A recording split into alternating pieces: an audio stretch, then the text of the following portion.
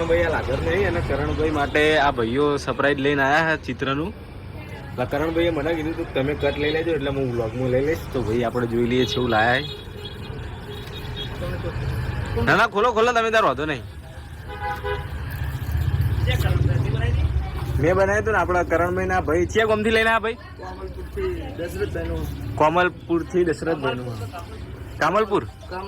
કામલપુર થી લઈને આવ્યા.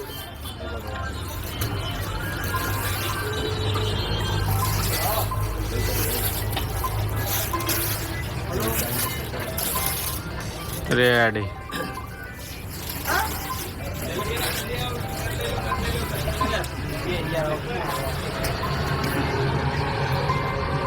જો આવું બનાવીને લાયા છે ભાઈ. એટલે કરણભાઈ હાલ હાજર નહીં.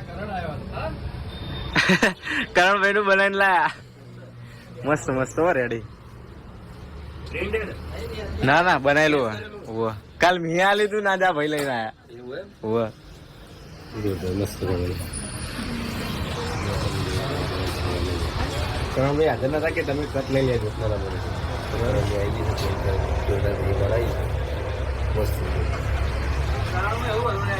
રેડી બનાવ્યો દિલીપભાઈ ને હું બનાવીશ.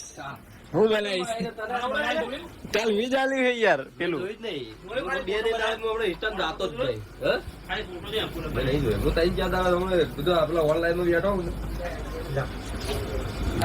તો આપણે આગળના કટમાં જોયું કે આપણે કામલપુર થી એક આપણા ચાહક જે મારી પેન્ટિંગ બનાવી હતી અને ખૂબ મહેનત થી એમને મસ્ત એમ કે મારું જે ઇન્સ્ટાગ્રામમાં મેં ફોટો અપલોડ કરેલો હતો એમ કે રાજવીરના જીવન જેવું એમને ચિત્ર બનાવ્યું હતું. એમ કે ઘણા દિવસથી ભાઈ મેસેજ કરતા અને 2 વાર એમને મને મળવા આવવાનું કીધું હતું પણ સમય સંજોગે એ આવે એટલે હું હાજર જ ના હોય. કોઈ તો રવિવાર હોય કોઈ તો ગમે તે બીજું કામ હોય. અને આ એમને એ મેસેજ કર્યો હતો એમને પણ હું જતો રહ્યો હતો આપણે સીએનજીની ટ્રેનિંગમાં બરાબર. એટલે ભાઈ આવ્યા હતા અને રાજવીર એમને આરી જે એમને પેન્ટિંગ બનાવી હતી એ આપી હતી. તો પહેલાં તો એમનું નામ છે દશરથભાઈ. તો એમનો ખૂબ ખૂબ આભાર કે એમને મારા માટે આટલી મહેનત કરીને આ જોઈ લો આ પેન્ટિંગ બનાવી છે. જોઈ લો સેમ ટુ સેમ જેવો મારો ફોટો ઇન્સ્ટાગ્રામમાં અપલોડ છે ને એવી સેમ પેન્ટિંગ બરાબર. અને મને ગિફ્ટ કરી છે તો ભાઈનો ખૂબ ખૂબ આભાર.